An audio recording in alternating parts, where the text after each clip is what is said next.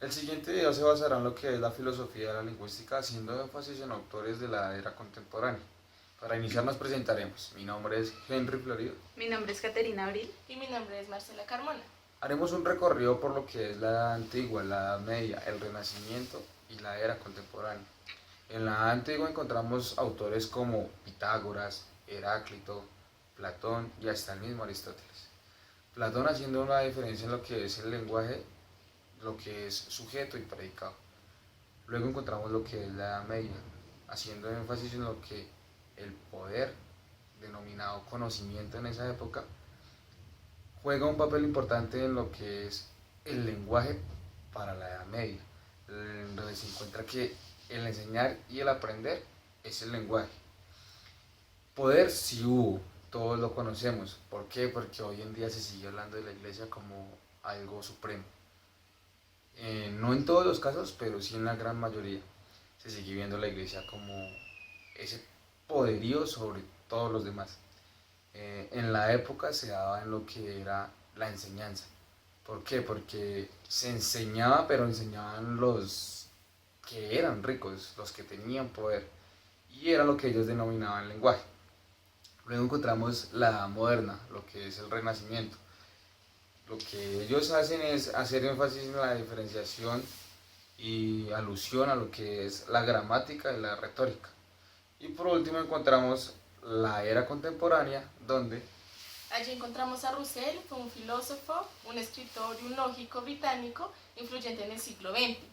Él, pues con la aparición de la filosofía analítica, se empezaron a hacer aproximaciones a los problemas filosóficos, en donde se interesaban principalmente en el estudio del lenguaje y el análisis lógico de los conceptos. Russell tenía la noción principal de que los análisis lingüísticos debían solucionar los problemas filosóficos y lingüísticos. Para conocer la realidad se debían hacer análisis del lenguaje. Esta era la única forma para conocer esta realidad.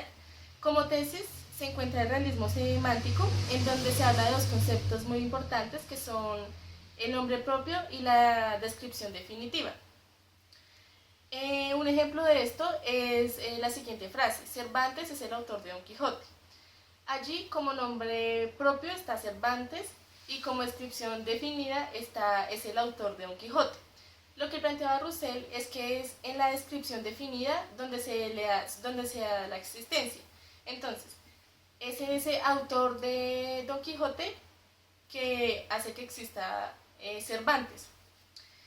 Más adelante, el aprendizaje por familiaridad, para tener conocimiento de la realidad y se debe captar el significado. Para finalizar un poco la noción que tenía Russell, él planteaba que el lenguaje ordinario limitaba el conocimiento y la expresión de los pensamientos. Bien, nuestro siguiente autor es Wittgenstein. Partamos de la noción que él dice que el lenguaje no tiene una definición como tal. Entonces nos propone muchas definiciones a esto. Dice que son caminos de laberintos, que puede ser un modo de vida o simplemente es un sistema de comunicación, en donde su principal función es relatar y hacer comunicar pensamientos, además de la regulación de nosotros mismos, principalmente de las emociones cuando las vamos a comunicar. Otro hecho importante que nos propone este autor es que el significado de una palabra no existe, a menos que le demos un uso. Por ejemplo, si yo te digo que tengo una cuchara, no vas a saber cuál es la cuchara si inicialmente no conoces la realidad y no sabes para qué se usa. Mientras que si yo cambio la perspectiva a decirte que la cuchara es necesaria para comer, tú ya vas a saber en qué contexto lo vas a utilizar. Ahora bien, aparte de esto, es necesario un juego de lenguaje, como lo propone Wittgenstein, que es en donde aprendemos a reconocer las palabras y sus significados, además de su uso.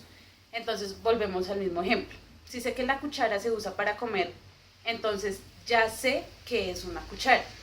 Pero antes de esto tenemos que generar un parecido de familia, que es como nos hablaba hace un momento mi compañera acerca de la familiaridad, que es que todos tengamos una misma noción de concepto a partir del uso del mismo. Gracias a ello, entonces nos propone posteriormente el uso de la gramática. que lo divide en dos partes. La primera es la gramática de fondo y la próxima es la gramática superficie. En sí, la gramática que hace solo describir. Describir un objeto, describir una palabra, describir una experiencia. Todo ello para entender nuestra realidad y nuestro contexto. Bueno, la gramática superficie entonces nos hace énfasis principalmente en la sintaxis con la que estamos hablando, escribiendo, comunicando o emitiendo un lenguaje, bien sea hablado o escrito. Claro que este autor no nos hace la distinción entre lenguaje o escrito u oral, sino simplemente el lenguaje que, como les digo, no tiene una definición propia. Y por otra parte, la gramática de fondo, que es el que se utiliza en el juego pues, del lenguaje que ya hice la referencia. Entonces es el uso de signos y de símbolos dentro de un grupo en el cual se forma un solo significado para una función. Bueno, es así como vamos a finalizar nuestro video, corto pero esperamos sea sustancioso. Muchas gracias y hasta la próxima.